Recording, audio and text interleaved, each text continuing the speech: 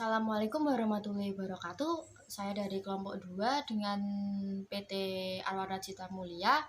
Izinkan saya memperkenalkan kelompok saya, yaitu saya sendiri Nurma Yulanda, yang kedua ada Novita Puspitasari, yang ketiga ada Oktavia Farah Rahmawati.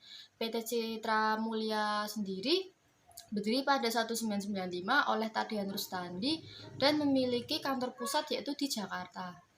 PT tersebut memiliki visi misi, yaitu visi menjadi perusahaan yang terbaik dalam industri keramik, penuh dengan daya cipta dan inovasi serta mampu memberikan kontribusi yang berarti bagi pembangunan negara dan masyarakat. Visi dari perusahaan tersebut ialah menjunjung tinggi kualitas produk dan layanan, menerapkan proses produksi yang dinamis, kreatif, dan inovatif. Yang terakhir yaitu menciptakan iklim usaha yang mampu menyerap tenaga kerja lokal dan mengembangkan usaha dengan skala besar. Analisis eksternal makro dari perusahaan tersebut ialah opportunity. Dalam opportunity mencakup beberapa hal, yaitu tempat, fasilitas, dan pelanggan. Dalam segi tempat sendiri, petunjuk lokasi yang dijelaskan jelas. Yang kedua, area parkir luas. Dalam segi fasilitas sendiri, PT tersebut memiliki ruangan ber-AC, pencahayaan yang baik, dan kebersihan serta kenyamanan yang baik. Dalam segi pelanggan sendiri, PT tersebut memiliki pelanggan yang tetap, hubungan yang baik dengan pelanggan. Dalam trade dijelaskan yaitu tuntutan harga barang yang murah dari pelanggan, banyaknya muncul pesaing baru, banyak stok yang tidak terjual keseluruhan, bertambahnya merek, tuntutan terhadap penagihan di agen terlalu cepat. Untuk selanjutnya akan dijelaskan teman saya, yaitu Novita Puspitasari. Sini saya melanjutkan presentasi dari sebelumnya, yaitu analisis internal. Untuk kekuatannya yaitu memiliki SDM berbakat, teknologi produksi modern, manajemen keuangan bagus. PT Arwana merupakan perusahaan pertama di Indonesia yang memperoleh sertifikasi ISO 14001 untuk sistem manajemen lingkungan. Sedangkan untuk kelemahannya yaitu kurangnya promosi dan iklan, penyebaran produk belum merata, dan harga jual yang tergolong lumayan mahal. Untuk selanjutnya analisis SWOT.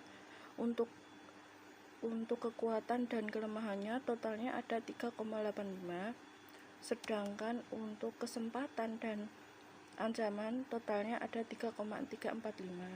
Selanjutnya analisis BCG pada kuadran 4 atau DOC, memperbaiki efisiensi yang ada sampai segmen pasar kembali bertumbuh dengan baik. Pada kuadran 1 atau question mark, mempertimbangkan kondisi industri pelanggan yang berkembang dengan baik serta sangat terbuka mendapatkan pasokan mineral berkualitas dari pemasok lokal. Pada kuadran 3 atau cash cow, industri pelanggan tumbuh pada tingkat yang tidak terlalu tinggi, namun terbuka dan mengharapkan produk-produk baru yang dapat meningkatkan kualitas produk mereka.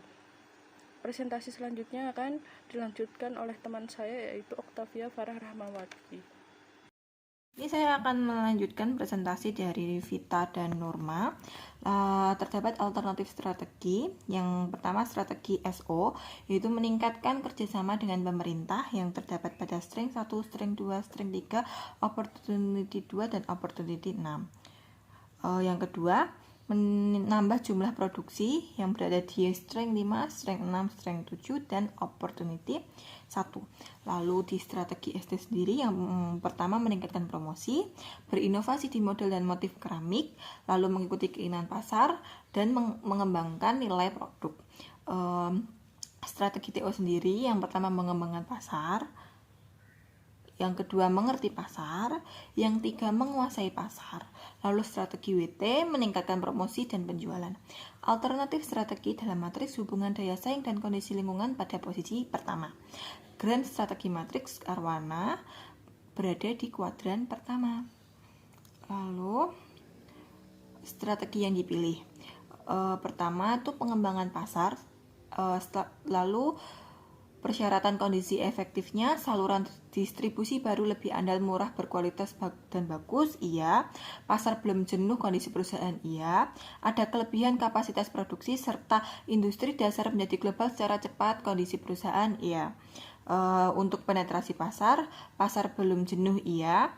Tingkat pemakaian pelanggan saat ini dapat ditingkatkan secara signifikan, iya. Market share pesaing turun tetapi penjualan industri naik, tidak. Lalu kenaikan skala ekonomi berdampak pada keunggulan kompetitif, iya. Ada korelasi positif signifikan antara kenaikan penjualan dan kenaikan biaya pemasaran, kondisi perusahaan, iya. Lalu pada integrasi ke belakang, pemasok perusahaan saat ini sangat mahal dan tidak dapat diandalkan atau tidak mampu memenuhi kebutuhan perusahaan, kondisi perusahaan, tidak. Ketika jumlah pemasok sedikit dan jumlah pesaing banyak, kondisinya iya. Organisasi bersaing dalam industri yang tumbuh dengan cepat, iya. Organisasi memiliki sumber daya manusia dan modal untuk mengelola bisnis baru yang memasok bahan bakunya sendiri, iya. Ketika manfaat dari kestabilan harga sangat penting, iya. Ketika pemasok saat ini memiliki margin laba yang tinggi, mengisyaratkan bahwa bisnis memasok produk atau jasa pada industri tersebut merupakan usaha yang menjanjikan, iya.